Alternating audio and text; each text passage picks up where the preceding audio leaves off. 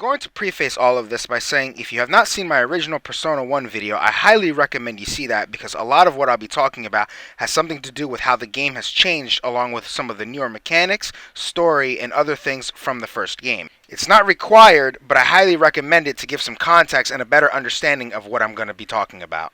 In the first video, I spoke about the mixed bag that was Persona 1 for the PlayStation Portable. I had a bunch of things I wanted to say about that game, and I am thankful to have finally got it off my chest. After playing through it, I felt a large feeling of relief swell over me, because I knew the worst was behind me. Persona 1, for all the things I spoke about, made me truly appreciate the way the series began. It had humble beginnings, and I have been quite happy to say at least I've gotten through it. When I finished Persona 1, the first thing I did, aside from of course making the Persona 1 video, was to go ahead and jump straight into Persona 2 Innocent Sin. I went into Innocent Sin completely blind, never knowing anything about it. From the discussions online though, I have read, a lot of people speak about this game in a very positive light, and that only spelled good things for me when I actually decided to go and play it. A lot of people seem to really enjoy this game and its characters, so when I sat down and began, I was looking forward to actually completing it. Anyways, the very first thing I decided to do was research the various versions of the game so I could figure out which to play. I was surprised to see that there was another PSP remake of Persona 2 that came out. I was happy about that, and that is the version I decided to go ahead and play. However, unlike in Persona 1, this game was released officially only on PSP, with an unofficial translation patch being applied towards the PSX version of the game. There are probably some reasons as to why the game never came out in the other portions of the world, but I'm going to be honest and just get my opinion out there. It's probably due to Hitler being in the game. Yes, that's right, Hitler is in this game, and while it does make sense, my feelings on it are, well, I guess we'll get there when we get there. So before we begin the review proper, I'd like to talk about some of the superficial things. One of the biggest improvements, at least to me, must be the way the game is presented. The game looks much better than the original Persona 1, and while they do share the same kind of art style, I genuinely think the characters and environments don't look like they've been smeared with paint this time. This probably comes down to the fact that some elements of the first game were changed, and this game having a more focused experience than the mess of the stuff that Persona 1 gave us, with its many different types of gameplay styles. Regardless, I think the game looks really good, and for a PSP game, it strikes all the right accords, and I think it does its job really nicely. In the original Persona 1, there was not an option to change the soundtrack that you heard in the game. However, in Innocent Sin, there is now an option to choose which soundtrack you wanted to hear. I decided to listen to the original soundtrack as it was presented on the PlayStation 1, and I have to say, it was not a bad decision at all, considering the music for this game is really stellar, but unlike in Persona 1, there are tons of tracks used in this game, and I think it worked really well, especially now that there are character themes for each individual character. But my biggest issue is if you choose the remake, all of the sounds are very rock inspired, where the original songs are more techno, and I think that the original vision of the game has been slightly lost. It's not a bad soundtrack by any means of the imagination. I just prefer the original soundtrack over the new sounds that the remake made. And I think it sounds very, very good as opposed to the remake, which sounds loud, and the original vision again has been lost. Not bad though. All of that superficial stuff is pretty good, and I don't have much else to complain about in this department. If anything, most of it is an improvement in every way it can be from the original Persona 1 and its remake. And with that all out of the way, we can now proceed to the narrative portion. I had to get through the intro a little bit quicker than last time because of the fact that the narrative in this game is significantly longer than the narrative of the Persona 1 video, so that's why the intro is a little bit more shorter this time around.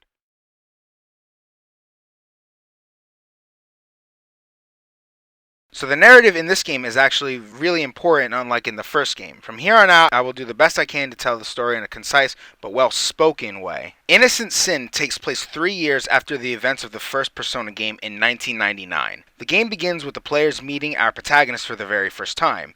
He is working on his motorcycle outside of his school. Immediately, the audience understands that this protagonist has some semblance of a personality, which is a good thing. In this game, the protagonist gets a canonical name, although you can still name him yourself. I shall be referring to him by his actual name, which is Tatsuya So. Anyways, Tatsuya is told to speak to his counselor about what he wants to do after he graduates, and Tatsuya replies that he wishes to follow his dream, which the counselor sighs but begrudgingly accepts. After she leaves, one of the main characters of the game pulls up. This bundle of sunshine and strange energy is called Lisa Silverman. She says that some punks from another school called Kasugayama High, or Kus School for short, have kidnapped a girl and want to speak to Tatsuya. Tatsuya goes over to the place that they demand him to go, which is an abandoned prison by the sounds of it. Tatsuya and Lisa arrive and confront the Kus High boys, and while scrapping with each other, Tatsuya, Lisa, and the third party member, Aikichi, use their personas unknowingly. After summoning their personas, they are contacted by Philemon once more from the first game, and are told that rumors are becoming reality within the city of Sumaru. To test this theory out, Lisa decides to play the Joker game with Aikichi and two of his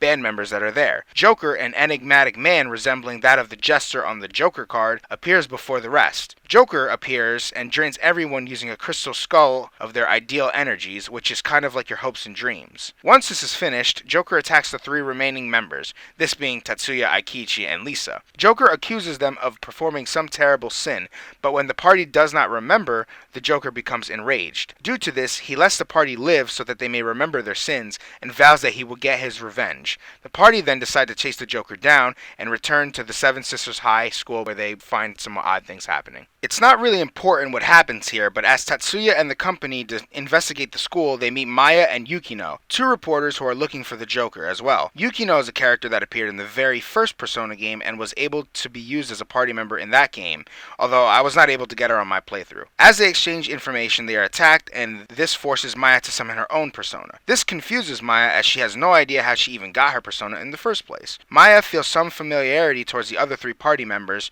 that being Tatsuya, Aikichi, and Lisa, and Yukino explains that the reason she has her persona is because she played the Persona game 3 years back, and she speculates that this may be the reason the others have it as well, although the rest of the party do not ever recall ever playing such a game. Regardless, this is the main party now, and unlike in the first game, these are the only party members you will get in this game, save for one last party member, but we will talk about that later. After finishing up at the school, where it is revealed that the principal at this school made a deal with Joker to appear more popular, he disappears again, forcing the party to start again from scratch. After the school portion, the party go to a reporter who works for Tatsuya's school paper and mentions the club Zodiac, where Aikichi's schoolmates seem to have spread a rumor. When they go to the club, they meet a girl named Anna, who's kind of a bit of a brat. Yukino remarks that she was a delinquent herself and she understands what she's going through, but she should abandon that course. Anna dismisses this and leaves. Shortly afterwards, Aikichi and the rest go down to speak to the head honcho of the school that Aikichi belongs to. Basically, over at Aikichi's school, there is someone who runs the school and gets massive respect, and Aikichi used to be that person. But someone stole that title, and now the party are going to go ahead and speak to the new guy. It is all really kind of bizarre, to be honest, but whatever, the plot must go on. Aikichi runs ahead of the others, and when the party catch up, he's being beaten up by his schoolmates. Tatsuya gets the choice of whether or not to rescue Aikichi from his lashing, and if you don't help him, Aikichi will be able to evolve his persona later on. Regardless, the party fight and gain the respect of Aikichi's schoolmates. Aikichi develops as a character by accepting his faults, and he plans to be better. He relinquishes his title of being boss of his school, and the others comment on how cool he acts. The party interrogate the guy who beat up Aikichi and gains information that the student council president of his school is getting orders from the Joker that the party are chasing. The party members decide to go ahead and go to Kus High, Aikichi's school. The party seek the student council president, but he tricks them and locks the party in an old World War II bomb shelter. Apparently there's no exit at all, and this causes the rest of the party to look for one. The party loop around the bomb shelter a couple of times. In my playthrough, I think I looped around the entire bunker like 4 times before the story continued. I'm not entirely sure how many times you're supposed to loop around it, but in my playthrough it was 4. The party finally stop and think about how to escape from the shelter. Aikichi mentions earlier that the only person to have escaped from the bomb shelter got out using a mirror. Aikichi actually carries one around, but Lisa and Aikichi fight and break the mirror. Due to wandering the bomb shelter for hours, Yukino recommends that the party rest due to exhaustion. While everybody goes to sleep, everybody goes on different watches. Tatsuya, while watching to make sure everybody is safe, is approached by Maya, where they talk about various things. Maya pulls out a small burned doll, and Maya remarks how it's the first time she's seen Tatsuya smile. Maya and Tatsuya bond over this and speak about his lighter that he'll continuously pull out in-game. It's a memento of a time long ago for him, and he can hardly remember it though. The party managed to escape the bomb shelter by having Yukino take pictures, which is basically a type of reflection. They manage to find the exit and continue the pursuit of the student council president. They go to the gym, where they find a large amount of students inside of the gym wearing some kind of masks. On top of the stage, there is a mask that is pulling apart the energies of the students inside of the gym.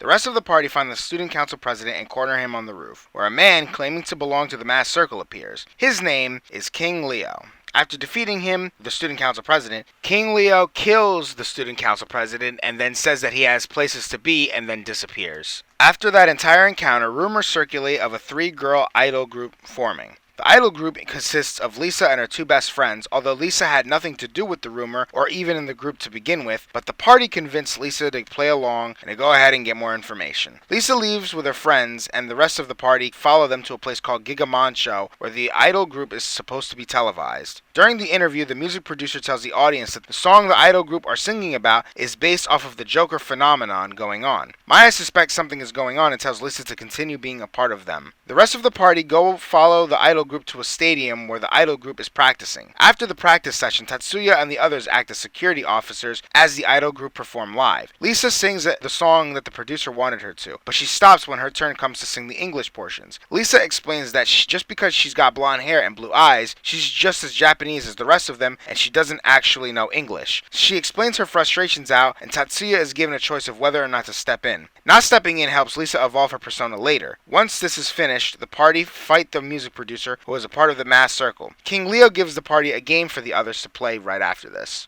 King Leo goes on to explain that his duty is to light the fires of the pillars of the city and that there is a riddle that allows the rest of the party to figure out where the rest of the bombs are at. After this exchange, the party leave the stadium and the stadium blows up, the party narrowly escaping. Now the party have to go ahead and look around for the other bombs that King Leo spoke about. Yukino calls up an old friend from Persona 1, Ellie, who helps to solve the riddle and gives the general location of where the bombs could be in the city. The player must go to that district and choose one out of 2 locations to try looking for the bombs at. I'm not completely sure what happens when you choose the wrong location, but choosing the right location allows the party to warn the building that there are bombs there.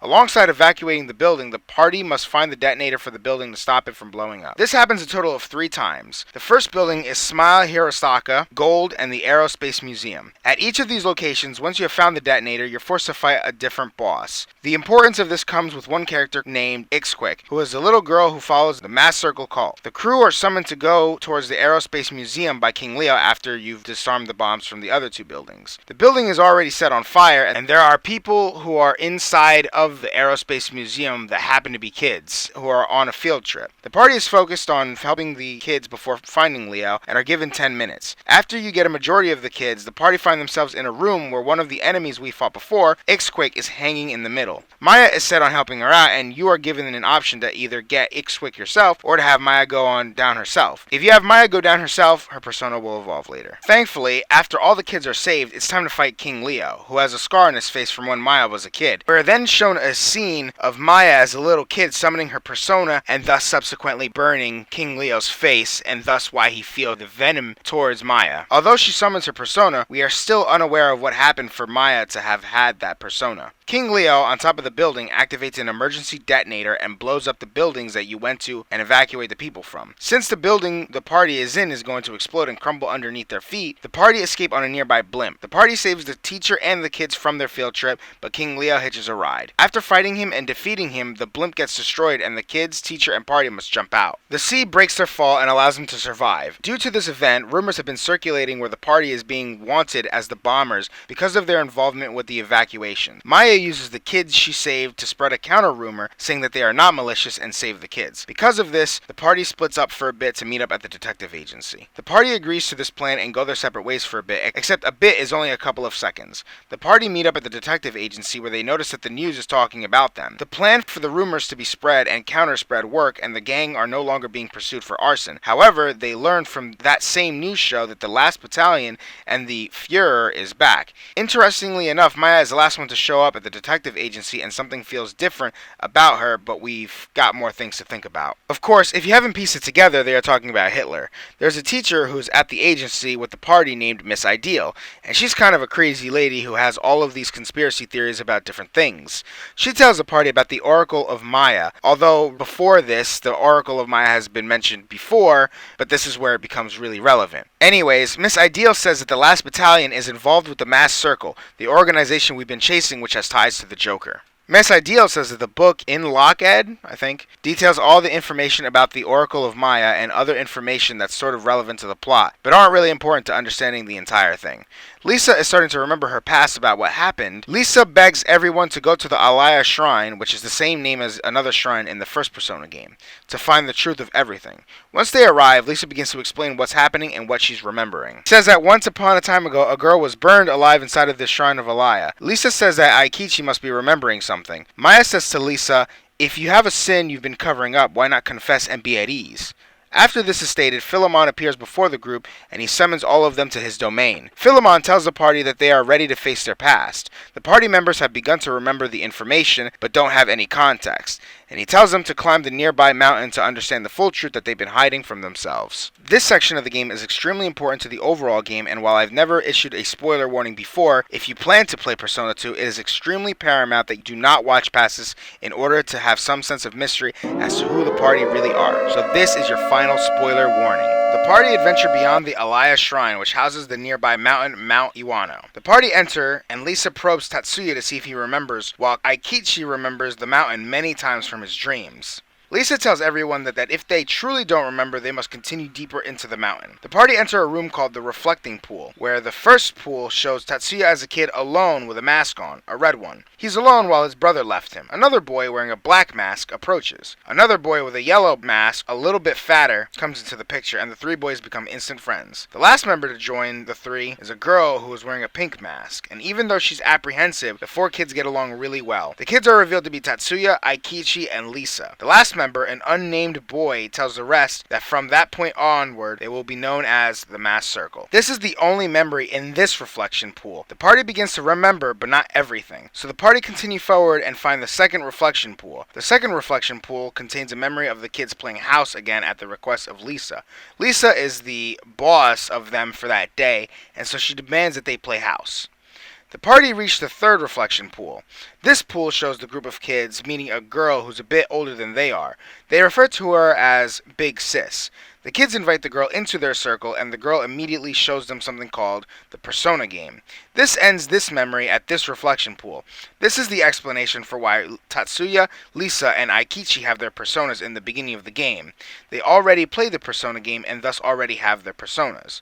They simply forgot they ever had it to begin with. The party march onwards toward the fourth reflection pool. This pool shows us that the big sis of the group, the older girl, has to move away, and the rest of the kids are devastated to hear this news. Young Lisa comes up with the idea to lock away the girl in the shrine. We finally get a name drop for the other boy that was in the group as kids, and that boy's name is June. After the reflection pool, Lisa explains that she was the one who killed Big Sis. Aikichi explains that the kids thought if Big Sis were to spend the night at the shrine, she would not have to move away. Lisa explains that Tatsuya was the one vehemently against it. Because Tatsuya was against it, he was also locked in the shrine as well with Big Sis. Lisa continues to say that the next day, she found the shrine burned down to the ground. Lisa thought she killed Tatsuya and Big Sis. Aikichi follows this up by saying that June, Lisa, and Aikichi hid the masks that they used to wear in the mountain and made one rule to never meet again. Aikichi heard later on in his life that Tatsuya lived and was stabbed by an arsonist, but he didn't want to expose himself and so carried on. Lisa believes that Joker is Big Sis, but soon after Maya injures Tatsuya, claiming she was the one. Lisa believes that Joker is Big Sis, but soon after Maya injures Tatsuya, claiming she was waiting for the rest to finally remember their sin. This reveals that Maya is the Big Sis. Maya injures everybody by using her persona, and just before she kills everyone, a flash appears and another Maya appears in front of the party. The Maya that appeared in the detective agency was an imposter all along, which explains the differences in Maya's personality, which now allows me to explain some things I missed while trying to cover that large, significant scene. Maya's behavior changed when she came into the detective agency. She becomes more distant, cold, and starts speaking a lot more about sins and repenting those sins. She no longer jokes around, and she no longer has a positive attitude. Her eyes glow red, and when you attempt to contact a demon with her, she says she doesn't feel like it. Alongside this, you can see the relationship she has according to everybody, and for everybody it just says it's awkward next to her name, which I found to be really interesting. While exploring the caves leading into the different reflection pools, all of the masks that the kids wore were hidden there, and finding them is crucial for allowing your personas to fully evolve into their next form. It's a pretty cool moment shared amongst the casts. Joker comes in and says that now that they finally remembered, it's time for him to kill them. Maya calls Joker by his name, June, and June fully believes Maya is dead, and because of that, he has a bit of a meltdown. So Joker has the fake Maya fight the party. Joker retreats after this fight fight, and the party confirm whether or not she's been the big sis all along, and Maya agrees that indeed she was. Everyone has a moment with each other, an emotionally charged moment at that. Maya has a talk with a ghost of a girl that looked like Maya when she was younger, and accepts her blame for forgetting everything. The rumor version of Maya explains that June is suffering from false memories, and Philemon summons everyone back to his chambers. Philemon is delighted to hear that everyone remembers their past, and if you've collected everyone's masks, as well as gave everyone their moment before, every party member except for Yukino's will evolve into their prime forms, which are the stronger versions of their previous personas. Philemon then teleports everyone back home, where Maya nostalgically tells everyone about the memories she made with everybody. With their resolve renewed, they decide to go ahead and save June, but before they could do anything, Yuki gets a phone call, and the person on the phone tells her to look outside. The party look outside and see a large army flying over their skies, and it's basically just Hitler's battalion invading Japan again. Miss Ideal, over the phone, tells them that they are going to Karakol, another mountain on the other side of the city. This freaks out Yuki because her lover is over there, so the party go over to stop anything from happening to him. The party rush through to one of the peaks of the mountain to save the people there, but Yukino notices that her lover isn't there. The priest that's there hands a camera to Yukino. This camera is her lover's, and it's been passed to her should something happen to him. The party rush higher up the peak and find Yukino's lover shot and injured. They fight the soldiers that are there at the top, and Yukino speaks to her lover before he dies. Tatsuya gets a choice of what to tell Yukino, and depending on what you tell her, she evolves her persona just like the others do. With this resolve, the party go into the observatory thing at the top of the mountain where the Hitler Legion and the Joker are. During their descent into the observatory, they find Anna, the girl that Yukino related to. But not only that, they find Yukino's shadow. Yukino stays behind to fight herself alongside Anna, who now has seen the bright side and is no longer siding with the masked circle. Continuing onward, the rest of the party continue, and they see the memories that June thinks he sees. His memory is a warped perception of what the original story is,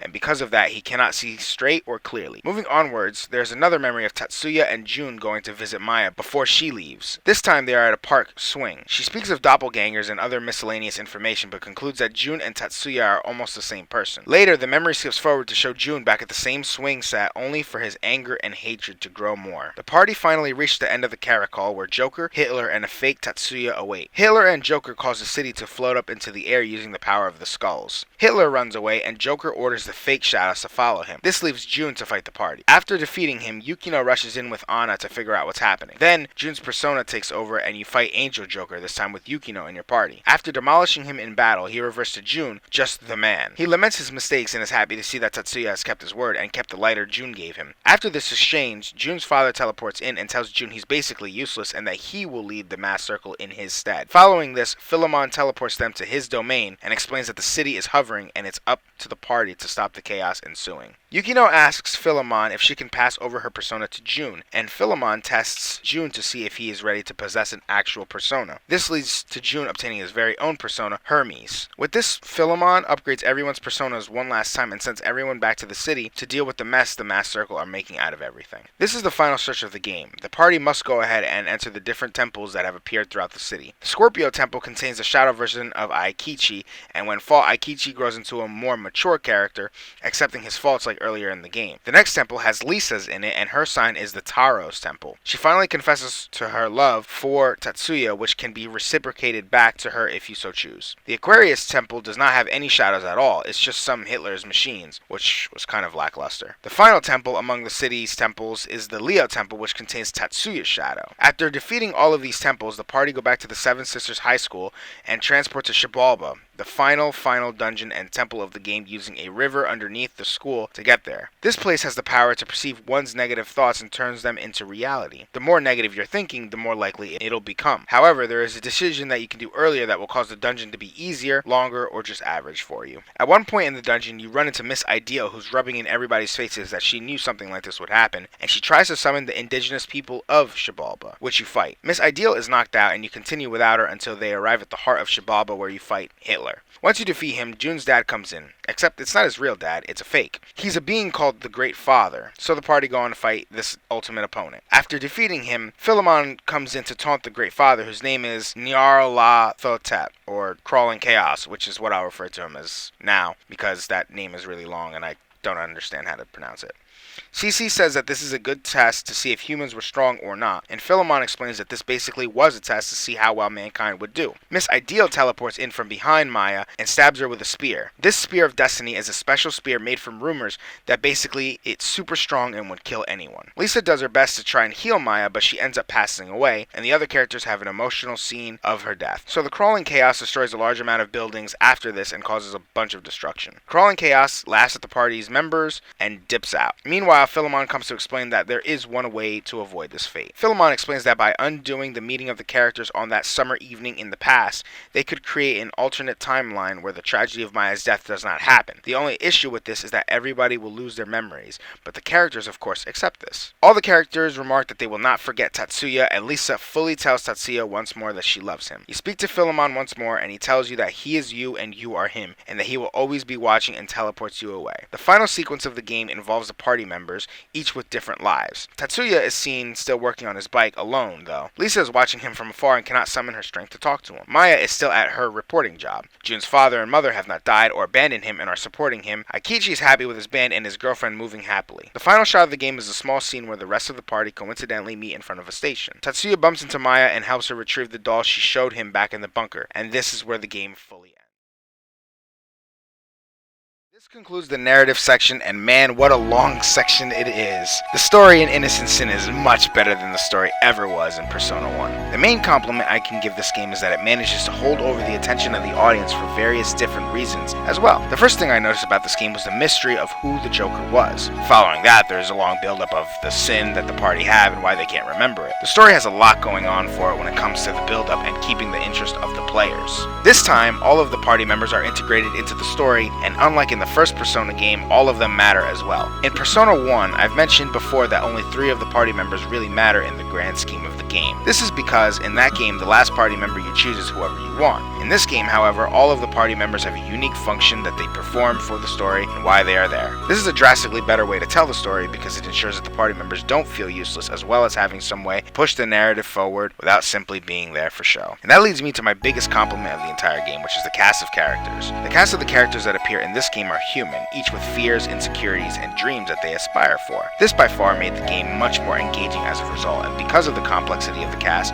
I'm making an entirely new section in this video to speak about the characters in this game and how they progress the plot. Before I do go into the characters though, I've got to get my negatives out of the way first. My biggest problem with the way the story is structured is the beginning of the game. While on the lead for Joker, the very beginning feels like it's just a string of coincidences that lead to the right information. The space between when you get your persona and when the party reach King Leo and him wanting to bomb the city is what I consider to be filler, mostly. While I understand the whole reason of these portions is to build up the Masked Circle and eventually find out that the Masked Circle is a group affiliated with Joker himself, I just think the game does it uninterestingly. I wasn't bored throughout the game due to other factors, but the story overall was definitely very good and has so much to love about it. My next biggest negative is the inclusion of Hitler. I don't have any real issue with the person of Hitler being in the game as an antagonist, but his inclusion wasn't really necessary. I figured they used it because of the iconography, and they wanted it to be impactful. Personally, it did nothing for me, and because of it, it weakened a bit of the second half for me. It's not a huge detriment to the game, but I can certainly say without a doubt it's one of the weakest parts of the game. I also understand that it is the Crawling Chaos that is Hitler and not actually Hitler himself, but I still think it's kind of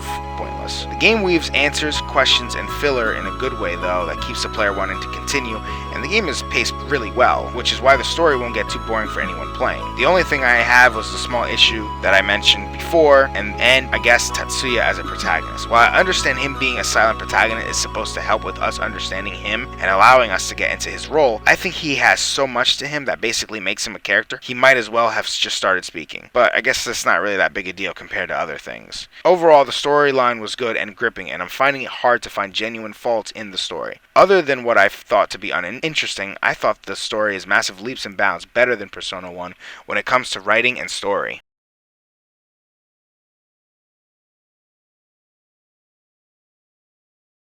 The biggest reason the story works is the characters that appear in the story and their complexity. Innocent Sin's biggest accomplishment is allowing the characters to have emotions, good and bad, as well as having fears, wants, and needs. This allows the characters to be dynamic as well as having the interest of the player since they will eventually begin to see themselves in the characters due to their realistic portrayal of those characteristics. The first character I want to talk about is Tatsuya. Tatsuya, despite being a silent protagonist, is actually pretty well characterized. You see, he's the Persona protagonist that has the most amount of backstory, as well as being the one that has a lot to say, despite not actually saying anything in-game. The main thing about Tatsuya is his relationship towards everyone in the game. When he was a kid, Tatsuya would find himself with Jun, and they were described together as light and dark. Now, just because Tatsuya doesn't talk doesn't mean he doesn't talk. I know that sounds a bit contradictory, but hear me out. You see, Tatsuya shows his emotions on his sleeve. The first bit of character I've noticed was when he was talking with Maya in the bunker. Not only did he remember his past with Jun, but he also remembered the lighter and why he keeps it around. And Tatsuya is a loyal guy, especially considering he pulls out that lighter very often in the game. That lighter is what grounds him to the others. He does not really have much of a defined character arc, but he does get stronger after obtaining the truth and of course wants to help his best friend out of the slump that he's in. Tatsuya, although distraught when certain events happen in the game, always has the willpower to keep going, and I think that's pretty rad. Aikichi is the next character I want to talk about. Aikichi is a pretty rad dude. Although he jokes around about his narcissism, this narcissism is rooted in his childhood, especially because he used to be a fat kid. Due to him being fat and being picked on and bullied as a kid, this caused him to lose weight, and by the time we see him again in the events of the game, he's not only very skinny, but because he lost all of that weight, he developed that narcissist side. Not only this, Aikichi has a really good sense of leadership, as the people of his school look up to him, and even though he stepped down from that position when in his school, he made sure to check on everyone and make sure everyone is good and alright. He carries the guilt along with another character of killing Big Sis, which is Maya, and feels extremely glad when she's alive. One of the best moments, however, for him is when he's talking to his shadow. A girl loved Aikichi when he was fat, and so she plumped up a bit to match him so that he wouldn't feel that bad. Her name is Miyabi, but when she saw him again, Aikichi became skinny and narcissistic, and due to this, she got embarrassed and hid away from him, so that Aikichi didn't notice. Either way, Aikichi tells her that he didn't care she was big because he loved her for her heart. This was an extremely cool aspect of Aikichi, and it showed off his sensitive side. It was honestly the coolest thing he ever did, and because of this, he improves massively as a character because of it.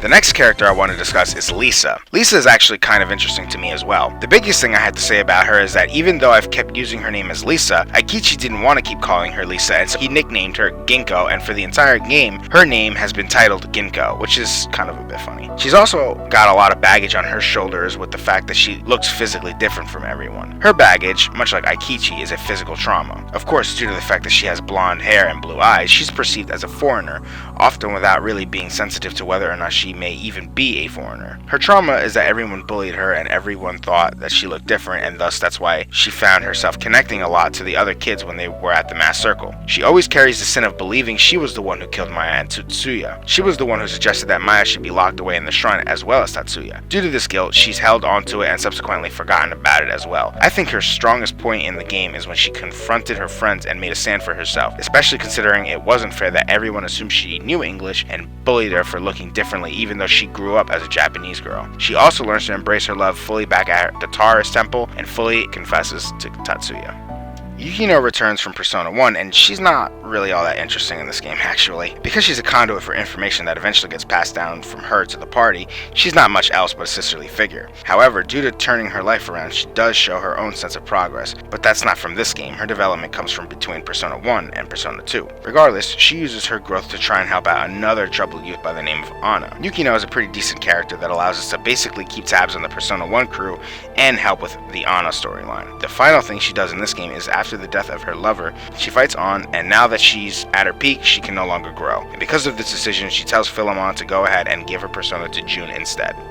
Maya is one of the most complicated characters in the entire game. She's got a bunch of things going for her. She was a participant within the other kids of the mass circle as well, but unlike the others, her trauma isn't physical.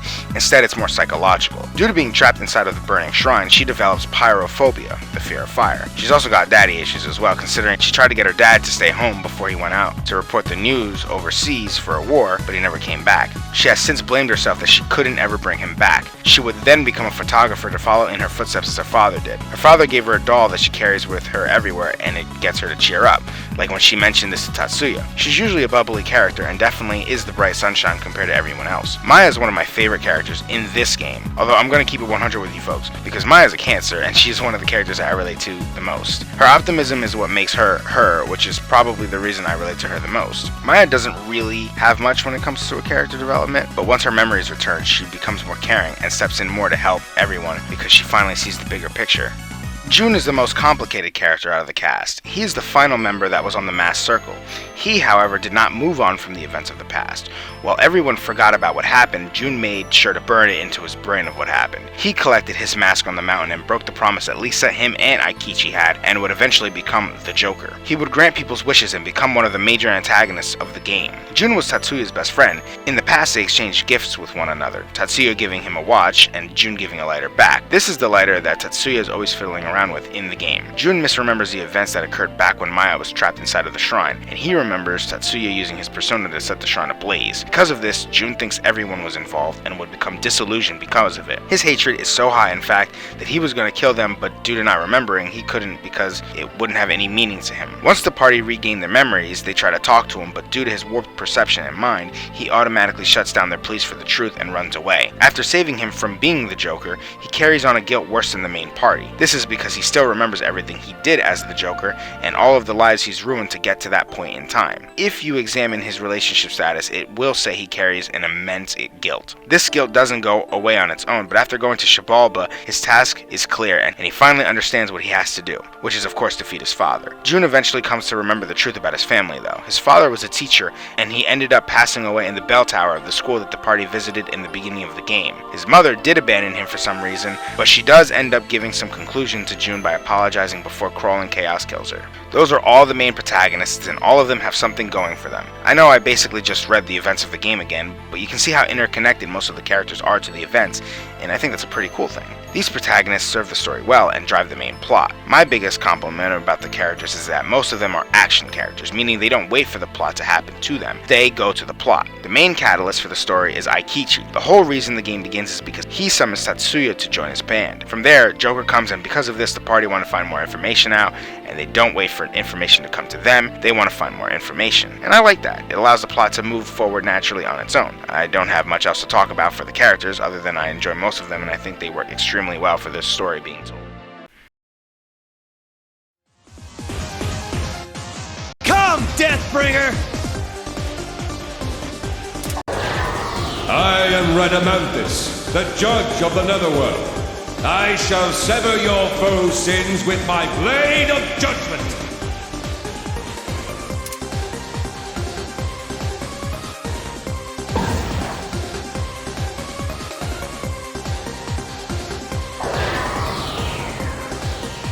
Jaime, seriously? I am Eros. My golden arrows kindle love's flames. I shall be your strength, my other self.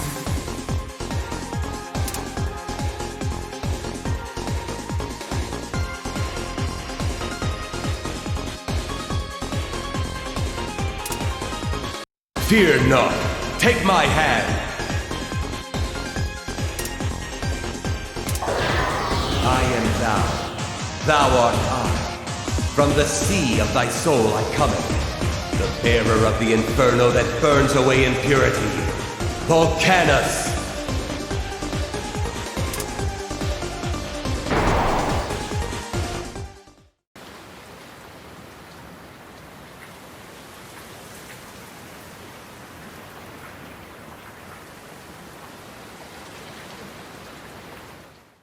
Which brings us back to gameplay. There's still a lot for me to talk about when it comes to the gameplay side of things. Persona 2 changes a lot when it comes to the gameplay, so let us begin with talking about battles like how we did last time. Innocent Sin, just like its predecessor, is a JRPG that does not have any social sim elements. This game is more of a classic JRPG that strings you along based off of the plot and nothing more. This game is a bit freer in nature and has a bit more choice that I'll go into a bit more, but most of the game is linear, except for a couple of different times in the story. Innocent Sin is a turn-based JRPG that revolves around using personas, demons and gods locked away in man. These demons are what the party used to use magical attacks. These attacks range from fire, ice, and wind, or Agi, Bufu, and Garu, to defensive spells such as Tetracon and Makaracon, to healing spells such as Dia, Meteorama, and Dairon. These spells are vital when it comes to battle, as they will obviously help you deal damage and to heal damage. Every persona comes with their own typing, which will tell you what their strengths and weaknesses are for that specific monster. Let us take Volcanus as an example. Volcanus is a fire type persona whose strength lies in his fire ability. He is weak to ice damage and water damage because of it. Just like how Persona 1 deals with its abilities, if you manage to hit the enemy's weak point, you'll do bonus damage to that monster you are attacking. Any attack that is used from personas take away from your SP gauge. Along with personas, the player has access to their melee abilities as well, which is a good thing if you choose not to want to use your SP. Unlike in the first game, however, the use of guns is not a separate option. Maya uses guns as her primary weapon and uses them as her default weapon of choice. One of the major differences between Persona 1 and Innocent Sin is the way combat flows. In Persona 1, there was that god-awful chessboard design. Because of this, all of the characters in your party had to play a specific way, such as when I said Maki should be in the back because she would ultimately hit the most enemies that way. Innocent Sin does away with that for more conventional turn-based combat where the positioning of your character does not matter to perform whatever move you wish. This is an extremely welcome change, as not having to worry about placements can help you strategize about what you should be doing in combat. Of course, I understand in Persona 1 there certainly is more tactical gameplay to be had there, but for me, I am just happy it became a normal JRPG. Because of this radical change, the combat flows better, allowing the player to freely select what they wish to do and not have to worry about things like range and position. One of the things they did bring back from the first Persona game, however, is the ability to make contact with the demons that you encounter. Because the system is almost the same, I'm going to give you a slightly abridged version of how the system works and what you get from it. Just as before, you are able to select a character you wish to make contact with, and that character will get a couple of options on how to approach the enemies. This game is almost the same in terms of how the contact system works, but with a new mechanic. Once you've selected the character you wish to have speak to the demon, you have another option of being able to select another character on top of the one you've selected. This is a tag team contact option, which is a very cool idea. So let's say you come into contact with a demon slime. You press the contact button and you hit Tatsuya as wanting to speak as him. The game will ask whether or not you want another person to be with him or just him alone, and from there you've got almost 8 different options on how to go about things, which of course makes the contact system much more deeper than before. A cool feature is once you've selected the first character to make contact, if you wish to have another character, the game will tell you the character's relationship in relevance to that character. So if you've accepted Lisa's offer of her love, her and Tatsuya's relationship will change to it's quite intimate, which I think is an extremely cool feature of being able to check that in game. Going back on track though, contacting has the same features as the first game before it. You must select your character and what to say to the demons, and depending on the personality that the demon possesses, it may react in one of 4 ways. It may become eager, scared, happy, or angry. Your ultimate goal is to make the demon eager so that it may give you cards just like before, but the difference here is that they will instead give you Arcana cards instead of spell cards. I'll go into this a bit more later, but that's the only real difference between the eagernesses of the games. If you make a demon happy in Innocent Sin, instead of getting it the happy status effect, the game gives you the option of getting information, money, or making a pact with that demon. This is a new inclusion in Innocent Sin. When you make a pact with a specific type of demon, when you make it eager next time, it'll not only give you a large amount of Arcana cards, it will also throw in some free cards as well, which again, I'll speak about in a little bit. This is actually a pretty good system as it allows the players to want to get the demons to be happy so that they get a higher profit margin when speaking to the demons. When you get the demon fully scared of you, they once again run off into the distance, and that's all that happens. And once you've angered the demons, they'll go first. Sometimes it might be only one of the demons that attack first, or sometimes it'll be all the demons that attack you once you've angered one. Again, this is a risk-reward system. The same requirements to pacify the demon still exist, which is to figure out which party member to have approach the demon, but there are even more combinations to choose from, with there being 4 choices for each party member, as well as each party member having a dual contact option as well. Once again, I just looked up the contact rates again because there's no way I'm randomly guessing the demons and missing out on getting other personas. I mentioned earlier the reward this time around is getting tarot cards instead of spell cards.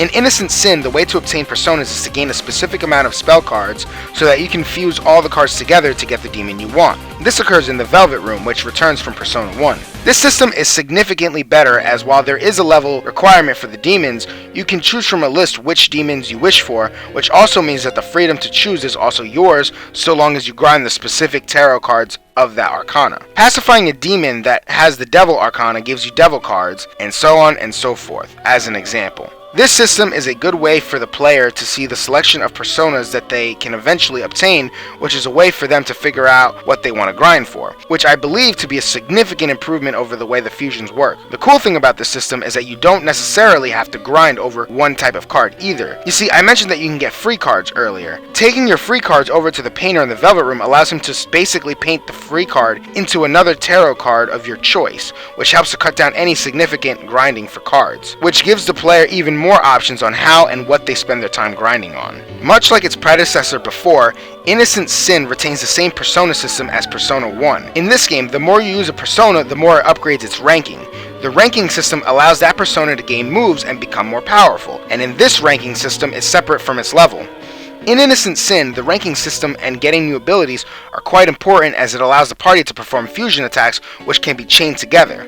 I'll speak more about that later. Just like before, the more you use a persona, the more likely the persona will rank up. Although in this game, I'm pretty sure that your character level plays no part in how fast your persona will rank up. Something I neglected to mention in the first Persona video, because there was already so much to talk about in it, was the fact that the different personas have a different set of SP usage. In most common JRPGs, every move that you have has a specific usage of your magic points.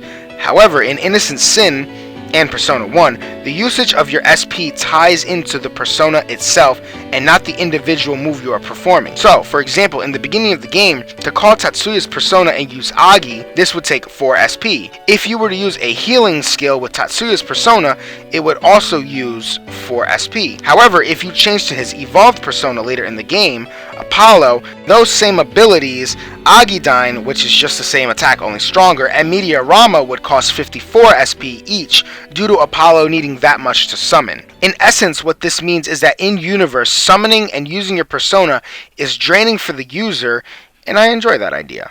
In the later Persona games, they would do away with this system, and instead each individual spell you perform would decrease a specific stat, whether that be HP or SP. Another improvement is the way experience works. Experience in this game is actually fixed. Hallelujah! Gone are the days of only one party member being the most useful. Because the experience system is the same as it is for normal RPGs, this allows all of the party members to stay in close range of each other, which also helps to limit any unnecessary grinding that might need to happen because of it. Innocent Sin definitely is really cool when it comes to that and should be commended for fixing the worst aspect of Persona 1. And speaking of things that were improved on Innocent Sin, let's talk about the encounter rate in Innocent Sin. Innocent Sin has a small little mini-map on the bottom left while exploring a dungeon. Whenever you walk, the color will change. This color change indicates how close to a random encounter you are. So, if it's blue, it's the furthest away from a fight. Then the next color is yellow, which is getting there. Then it's orange, which of course tells you you're almost there, and then the last color is red, which means you're going to be in a fight almost immediately. This system is 100% better because it at least warns the player and allows them to get themselves ready for an encounter. And that about sums up the returning features for this game, but I've yet to speak about some of the newer additions to the game. I've mentioned earlier in the video about fusion spells. This makes its introduction in the game as a sort of hybrid attack that the characters can perform together. Fusion spells are exactly what they say on the tin. It's just an attack that's fused together by different characters. The resulting attack is a combination of the elements that were performed between 2 to 3 people. It's a very cool mechanic. Other than the very first fusion attack that is given to you by the game, all of the fusion attacks in the game are for you to figure out. So then, how do you perform one? Well, the first thing you need to do is make sure the party is in the right order. Let us take the very first fusion attack given in the game as an example. Its name is called Towering Inferno and requires the use of any water skill, any earth spell, and any fire spell in that order. The first party members you ever get are Tatsuya, Lisa, and Aikichi, who have fire, earth, and water spells respectively. Now you have the skills, but there's more to it than just having them. You need to use the spells in the correct order as well. Now there's another mechanic introduced in the game that helps with this. In this game, you can alter the turn order of any of the party members so that you can set up any fusion attack in that way. The cool thing about this mechanic is that you are able to do things tactically that you weren't able to do before. Changing one party member might mean that the enemy may go first because they may become faster than the rest of the party due to the change. I'm unsure as to what dictates who goes when, but the game has a diagram on the right hand side that at least lets the player know who goes when. So You change the party members to the right order. Now all you have to do is have the party members do the moves listed, and bam, you got a nice little cut of all the party members involved, creating the fusion attack. This is a very cool mechanic, and I think it is one of my favorite mechanics inside of this game. It's a bit of a shame that this mechanic is changed and done away with in the modern day games, because this is a cool idea that gets the players mixing and matching different spells to see if they can make a fusion attack. Not to mention, some of the fusion attacks are insanely useful and can help make the game really easy. If you end the battle with a fusion attack, there's a chance that one of the personas that was involved within the fusion spell can do one of three things. Your persona has a chance to mutate to a different persona, which can become a more powerful persona, which I think is pretty cool. Another thing that can happen is that one of the personas involved can have an increase in their stats, which can really be useful for struggling players. And the last thing that can happen is that the persona can learn a new move, like Tatsuya, for me, learned Dia randomly because of the fusion attack.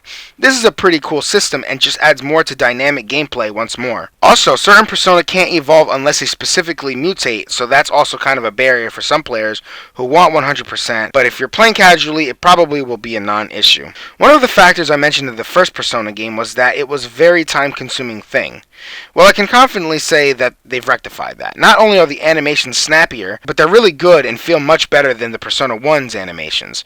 And escaping battles doesn't take forever anymore, so that also means that shaves some time off as well. No more 3 to 5 second ellipses anymore telling me that I couldn't escape, which I think is always a good thing in my book. Now that I've talked extensively about the game's battle mechanics and the changes that were brought about it, I've got to talk about the most controversial statement I'll probably make this entire video. This game is extremely easy.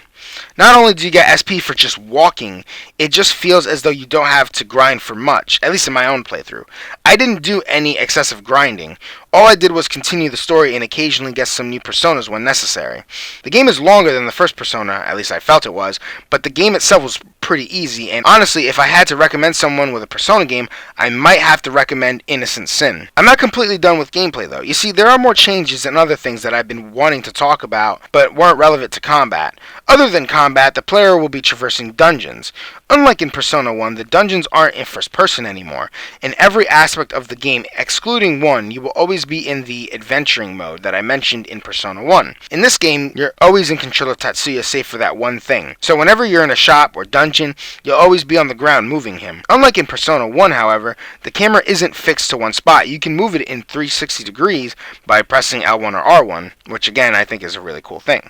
Also, that brings up another point that I mentioned before in the first video, where the controls were weird for that mode. In this, it's fluid and feels really good to control Tatsuya. Not only that, but being able to move the camera in any orientation helps to see things clearer as a result. Next up is the only time you don't play as Tatsuya. This is when you're in the overworld. When in the overworld, you play as a cursor that represents you and the party, and you move around in the hub world to different locations in the city to get where you need to go. This system returns from Persona 1, but it's been altered greatly. Not only are there no demon encounters in the overworld, but there's also a button that allows you to figure out which building is what.